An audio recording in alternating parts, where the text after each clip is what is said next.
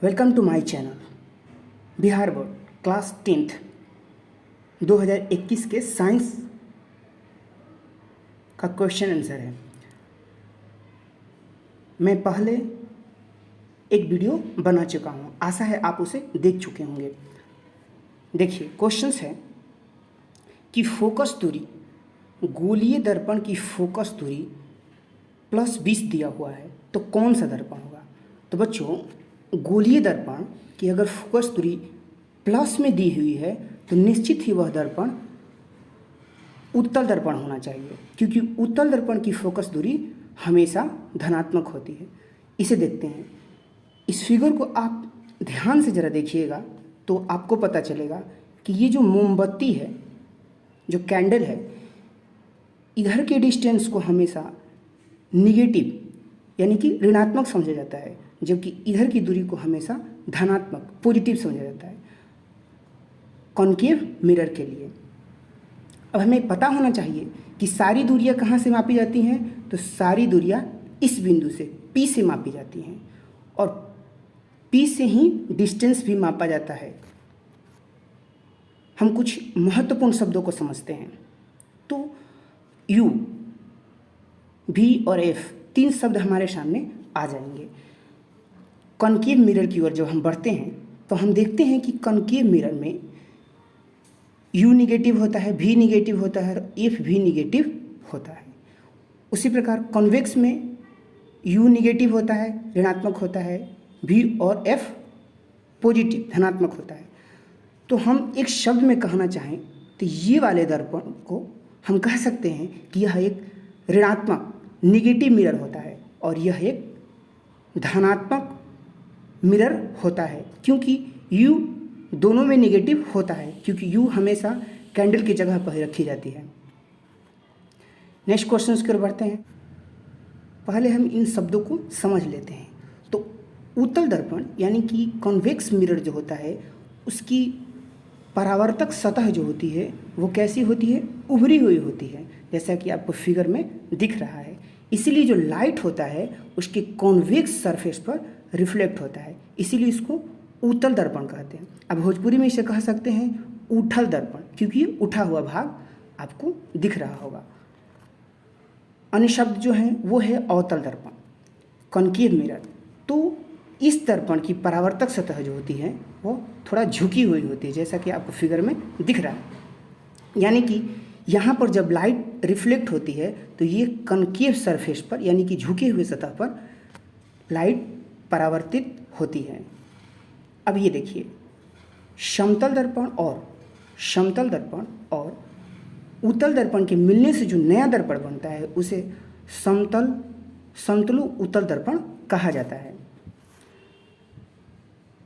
अगला हमारा है कि तालाब का जल कम गहरा दिखने का क्या कारण है। तो तालाब के जल के कम गहरा दिखने का कारण होता है प्रकाश का अपवर्तन।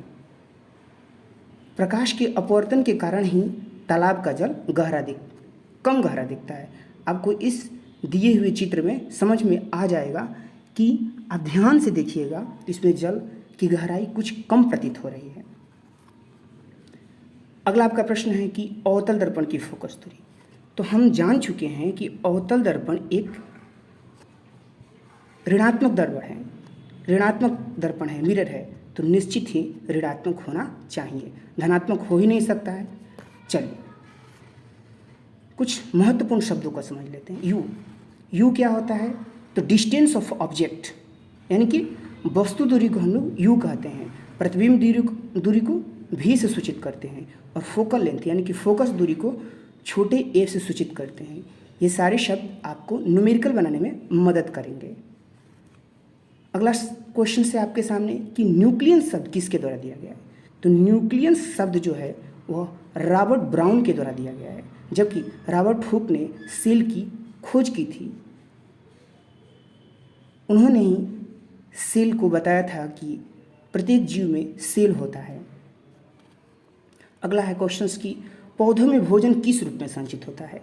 तो पौधों में जो भोजन होता है यानी कि किस रूप में स्टोर होता है, तो वह ग्लूकोज के रूप में स्टोर रहता है। इम्पोर्टेंट बात यह है कि पौधों द्वारा तैयार किया गया भोजन पत्तियों में ग्लूकोज के रूप में रहता है और जो शेष बचता है वह स्टार्च के रूप में पत्तियों में एकत्रित रह जाता है। अगला हमारा क्वेश्चन है कि प्रसिद्ध पुस्तक द माइक्रोग्राफिया किसके द्वारा लिखी गई है, यानी कि माइक्रोग्राफिया के राइटर कौन हैं, तो वो हैं आपके रॉबर्ट हुक। डी ऑप्शन होना चाहिए। आपको बता दें बाबू कि डार्विन ने भी एक बुक लिखी है, उसका नाम है द ओरिजिन ऑफ स्पीसीज। उस बुक में उन्होंने बताया है कि जीवों की उत्पत्ति कैसे हुई है और ये बहुत ही फेमस बुक है।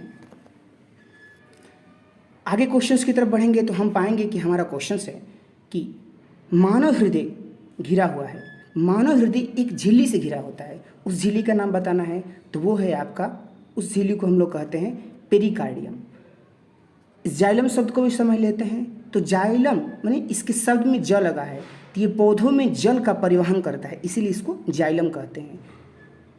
देखिए फ्लोएम शब्द जो होता है वो पौधों में फल यानी भोज्य पदार्थों को उनके विभिन्न अंगों तक पहुंचाने में मदद करता है। और प्लाज्मा हमारे शरीर के अंदर पाए जाने वाला एक तत्व है और आजकल तो प्लाज्मा थेरेपी बहुत ही नाम प्रचलित है, जो कोरोना वायरस के इलाज में महत्वपूर्ण भूमिका अदा किया है।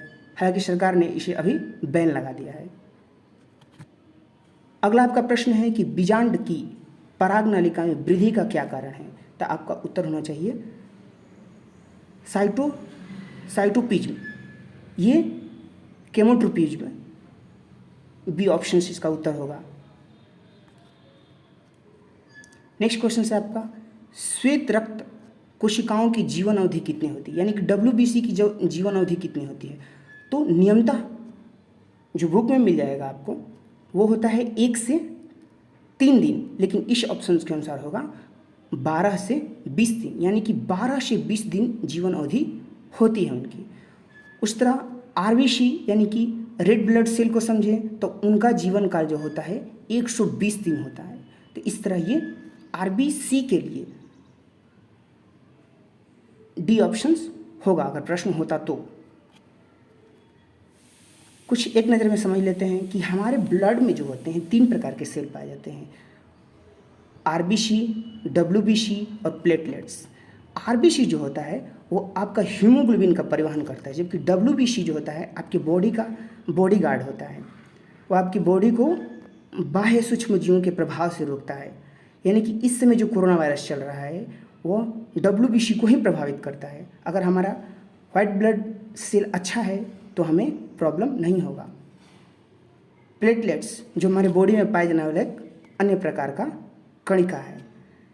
क्वेश्चन है कि पित्तरस कहाँ से स्रावित होता है, तो बच्चों पित्तरस बाइल जूस जो होता है स्रावित कहाँ से होता है, ये प्रश्न पूछा है। तो यकृत से स्रावित होता है। यकृत और कहाँ जाकर जमा हो जाता है, तो वो पित्ताशय में जमा हो जाता है। मुख से ही भोजन का पाचन स्टार्ट होता है। स्टोमक आप जानते हैं पेट है, और छोटी आंत, नाम है छोटी आंत लेकिन होता है ये बड़ा, करीब करीब 7 मीटर या लंबा होता है। तो आइए बेंजीन का सूत्र, तो बेंजीन का सूत्र होगा आपका C6H6। ऑप्शन ए की तरफ देखते हैं क्या है ये, तो ये आपका मीथेन का फॉर्मूला है CH4। C2H4 क्या है, तो एथीन का ये फॉर्मूला है आपका। अगला है एथिल एल्कोहल का IUPAC नेम क्या होता है, तो एथेनॉल होता है।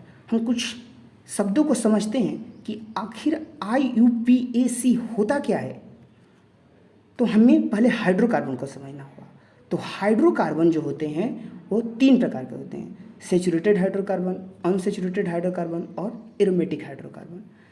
यानी कि सेचुरेटेड हाइड्रोकार्बन को हम संतृप्त हाइड्रोकार्बन कहते हैं, इसको असंतृप्त हाइड्रोकार्बन कहते हैं और इसको एरोमेटिक हाइड्रोकार्बन हिंदी में कहते हैं। यानी कि हाइड्रोकार्बन 3 प्रकार के हो गए।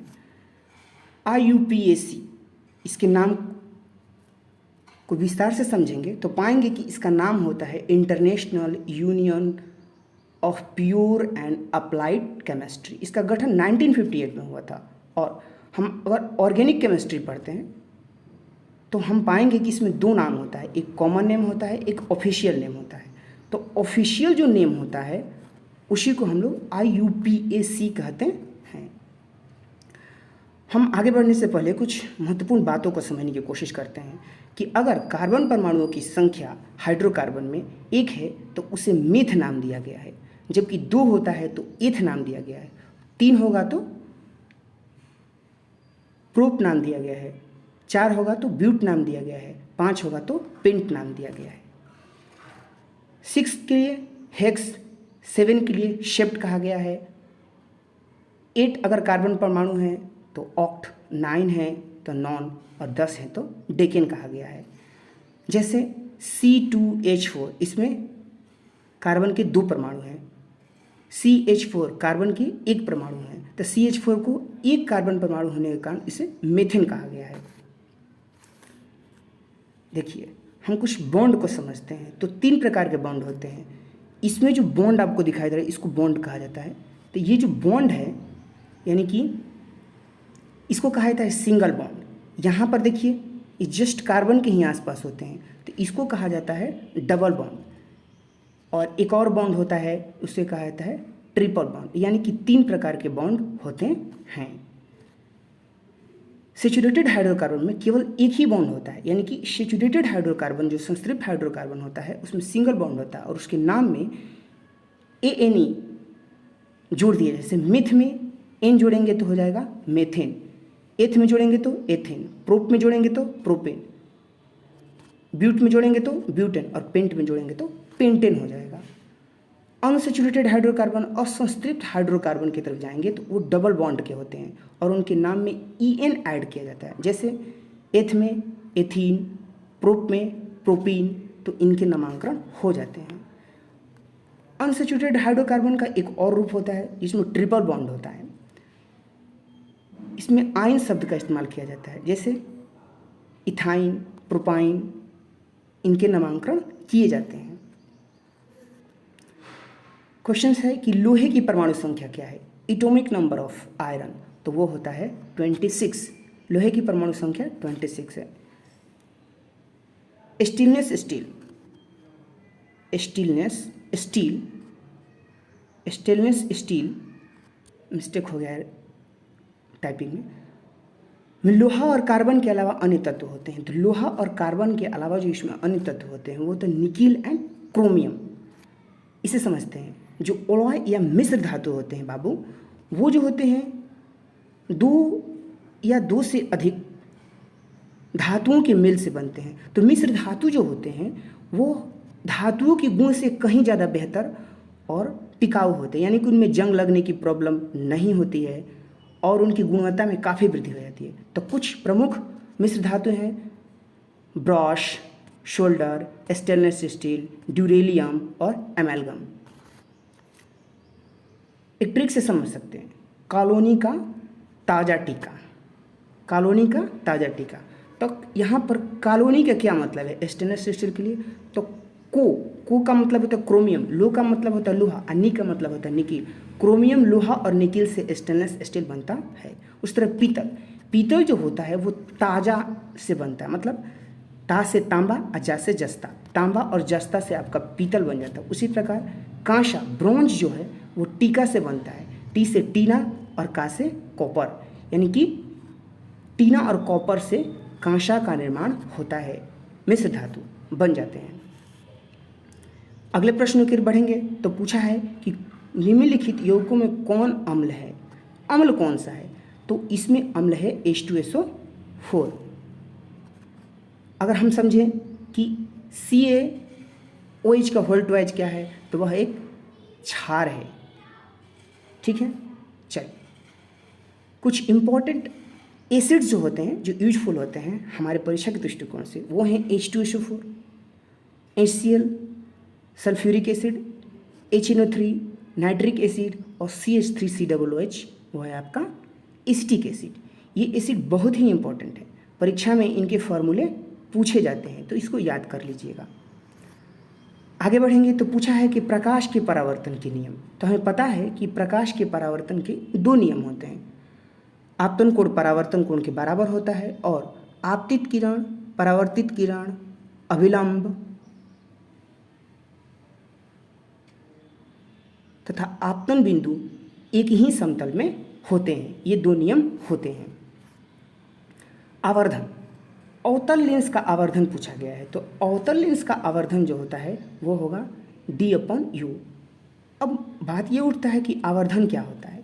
तो आवर्धन जो होता है बाबू, वो the ratio of height of image to the ratio of object को लीनियर मैग्निफिकेशंस कहते हैं। थोड़ा सा टाइपिंग मिस्टेक है।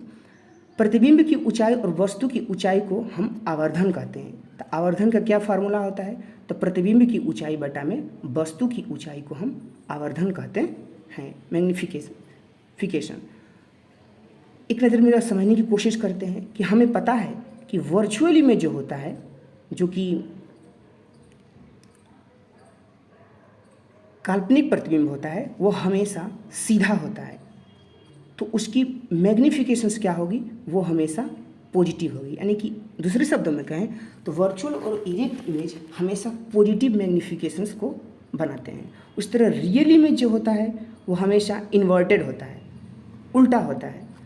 वास्तविक प्रतिबिंब उल्टा होता है, तो इसकी जो मैग्निफिकेशंस है, आवर्धन है, वो निगेटिव होते हैं। अब कुछ इंपॉर्टेंट बातों को भी नोट कर लेते हैं। तो वस्तु की ऊंचाई जो होती है हमेशा धनात्मक समझी जाती है, क्योंकि अगर हम इस मोमबत्ती को देखें तो वस्तु हमेशा मोमबत्ती के पास ही रखी जाती है, और इस ऊंचाई को हम लोग धनात्मक कहते हैं। प्रधान अक्ष, ये आपको प्रधान अक्ष दिख रहा होगा, प्रधान अक्ष के ऊपर जो हाइट होती है उसे पॉजिटिव कहा जाता है। यानी कि वस्तु हमेशा प्रधान अक्ष के ऊपर ही रखी जाती है। और फिगर जो बनते हैं वो कहीं भी बन सकते हैं, ऊपर नीचे भी बन सकते हैं। इसीलिए अगर नीचे बना है तो उसे निगेटिव कहा जाएगा। थैंक्स।